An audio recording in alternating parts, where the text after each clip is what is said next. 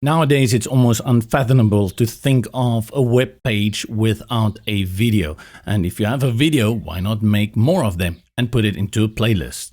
Let's add the video playlist, scroll down to the media section and grab the playlist by dragging and dropping it in the area where you want it to go. Let's begin by populating this first with videos, and that's very simple.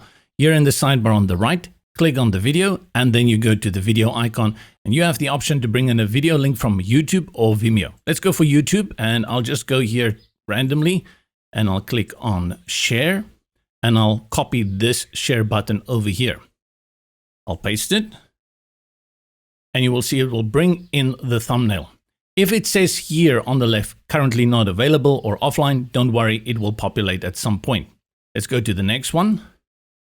Let's bring in a second one.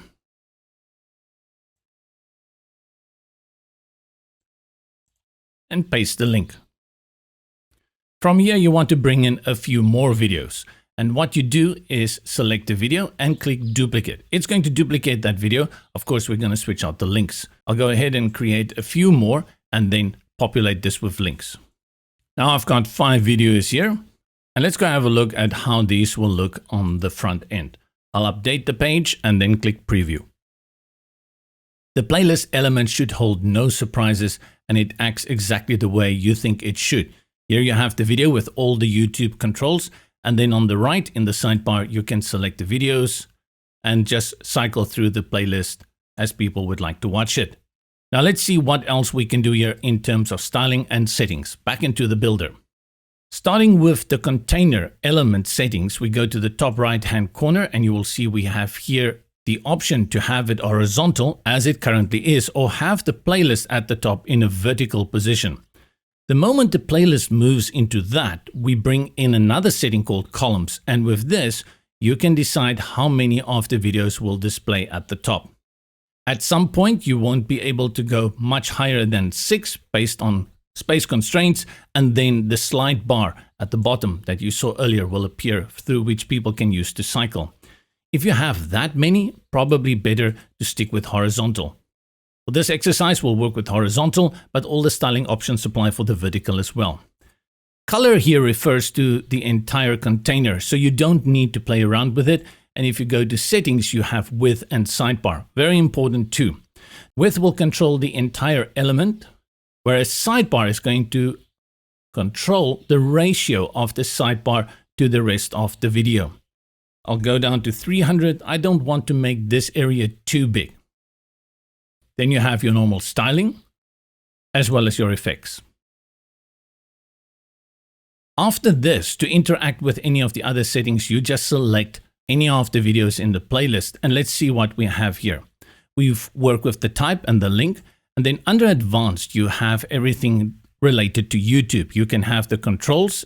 If you want to remove that, you can remove the branding of YouTube and you can set it on loop. You also have a start and end option that you do set in seconds. If you want to use a different cover than the one that is drawn from YouTube, you can upload it over here.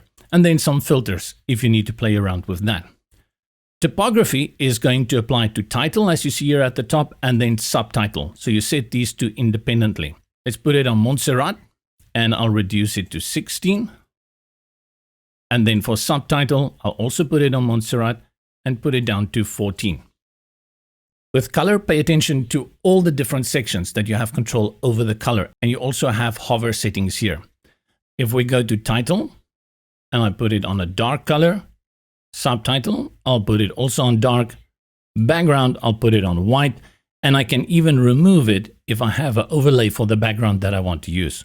I'll leave it on white for now. Note that when I go to title, also the active one appears. It will show you the video that is active. In this case, I'm playing this one. The color of the active video's text will display like this. Now this test title video and subtitle video text that you see here is custom text. You need to add it there. I'll just call this video 1 and then a short description with Morgan. And this is how you will go ahead and change all the text of the other videos as well.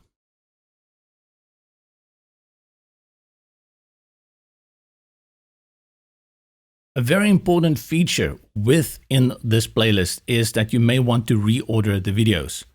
I'll go to the bottom one, and let's say I wanted this to be the third video. From the options toolbar, you will see you have these arrows here. Click and it will move, and if you want to bring it down again, click down, and I'll put it in the third position, and we can go ahead and call this one video 3. Next to that, settings. And this controls the size of the thumbnail of the playlist video. For the text, you can also align it to the center or to the bottom. And then you have your normal padding and margin options for the text.